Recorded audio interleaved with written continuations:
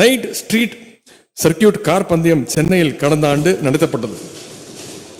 இந்த போட்டியை ஏன் நடத்துறீங்கன்னு பல்வேறு விமர்சனங்கள் வந்தது. வீண் செலவு என்று சொன்னாங்க. சிலர் நீதிமன்றத்துக்கெல்லாம் கூட சென்றாங்க. இன்னும் சொல்லப்போனா போட்டி நடைபெறுகின்ற அந்த நேரத்தில் பலர் டிவி பேட்டியெல்லாம் கொடுத்தாங்க. கார் கூவத்தில் விழுந்தா என்ன பண்ணுவீங்க அப்படின்னு சில பேர் கேட்டாங்க. அப்புறம் கார் கேலரிக்குள்ள போயிடுச்சுன்னா உட்காந்துருக்கவங்க கேலரிக்குள்ள போந்துச்சுன்னா என்ன ஆகும்னு பொதுமக்கள்கிட்ட குழப்பத்தை உண்டாக்குனாங்க.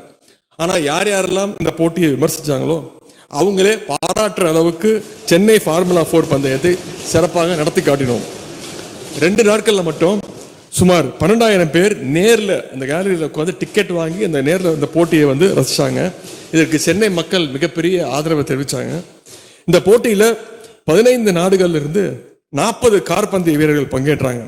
ஒரு புறம் வழக்கமான போக்குவரத்து, இன்னொரு புறம் கார் பந்தயம் என தீவுத்திடலை சுற்றி நடந்த இந்த கார் பந்தயம் ஒட்டுமொத்த உலகத்தையே திரும்பி பார்க்க வைத்தது. இந்த போட்டியை நாம் நடத்தி காட்டிய விதம் எந்த மாதிரியான சவாலான போட்டிகளையும் நம்மால் எளிதில் நடத்த முடியும், அதற்கான ஆற்றல் நம்மிடம் இருக்கிறது என்பதற்கு இது ஒரு சான்றாகும். பாதகம் செய்பவரை கண்டால் நாம் பயம் கொள்ளலாகாது பாப்பா. மோதி மிதித்து விடு பாப்பா, அவர் முகத்தில் உமிழ்ந்து விடு பாப்பா. அண்மை செய்திகளை உடனுக்குடன் தெரிந்து கொள்ள இணைந்திருங்கள் எம் நாடு தொலைக்காட்சியுடன்.